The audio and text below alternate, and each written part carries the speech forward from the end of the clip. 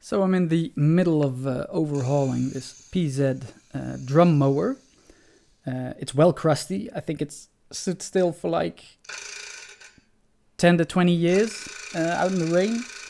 So I'm trying to remove these blade holders. They're held together with two coach bolts, M14 coach bolts.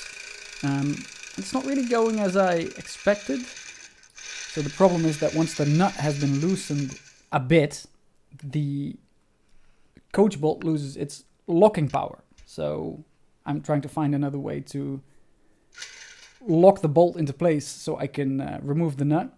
So I was actually able to remove this bolt successfully without having to resort to any destructive measures. The rest of the bolts won't be as lucky. So I tried to use a small guard jack and a block of wood to try and keep the coach bolt into place.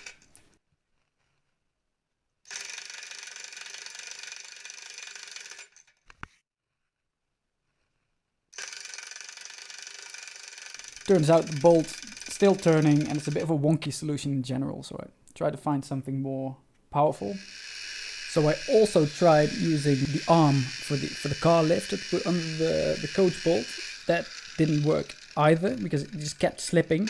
So after a short moment of regret and trying to refasten the bolts, which of course for the same reason also didn't work, I decided I just have to bite the bullet and grind through these nuts and bolts using the angle grinder. Here you can see I damaged the blade holder itself by grinding horizontally. I should have done the grinding vertically.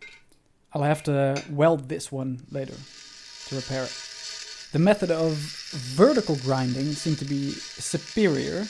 The resulting split, bolt and nut can be removed using a hammer and a chisel and a bit of elbow grease.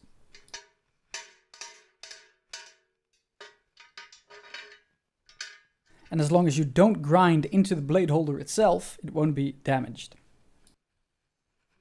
And once these blade holders are removed, you can properly inspect them. One of the main things to look for is the thickness of the pin holding it to the mowing disc.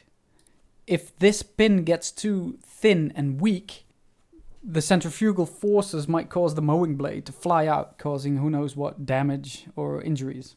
This one still looks very much in working order. As a comparison, I've included an older mowing disc with a blade holder pin that's seen quite a bit more work. And I've got some shiny new coach bolts to reattach the blade holders after cleaning for next time. I hope this has been informative and thanks for watching.